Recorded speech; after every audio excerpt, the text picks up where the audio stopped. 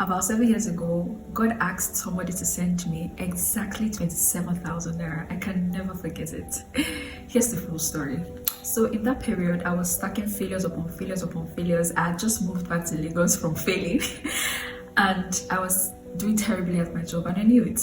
I didn't have a place to stay. I was squatting with a childhood friend that I just reconnected with and I had to move in with her. I'd lived in too many places. I literally would pack my bag, preparing for where is the next place I'm going to sleep. And then my friend I was squatting with had just gotten pregnant, so it meant that my time with her was coming to an end. I had to move out. A lot was happening to me at the same time and I had had it up to here. I just needed space to cry. Like I said, back home was getting crowded and I didn't have space to cry. It was a really small space. So on this day, after close of work, I told my colleague to go home. I told her to go home because I wanted to catch up on some more work. That was a big lie. I just needed space to cry.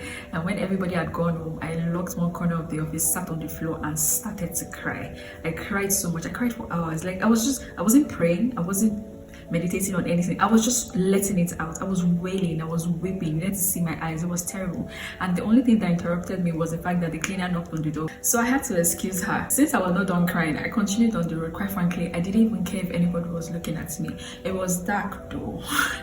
So I continued on the road. I was crying so much. I could not even help myself. I was weeping so much. I didn't even know where to start. I'm almost teary talking about this.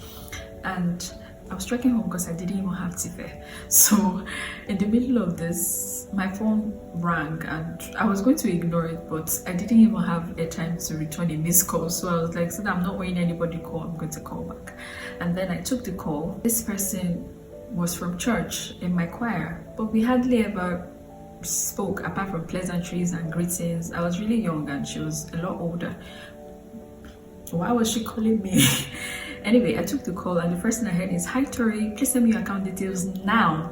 And I was like, why? She was like, no, please send me your account details. I was like, oh, okay. So I sent my account details and immediately I got an alert of 27,000 naira. I begged her to calling me back because I needed to know what it was for. So I called her back immediately and the first thing I told her is, "Ma, what do you want to send me?"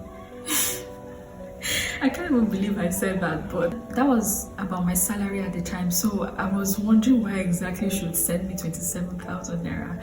And then she told me, "Oh no, the Holy Spirit told me your name and asked me to send you 27,000 naira. I don't know what it is for, but just know that God sees you and God told me send 27,000 naira to Tori." If you thought I was crying before, a new gear unlocked. I was in the middle of the road. I had to park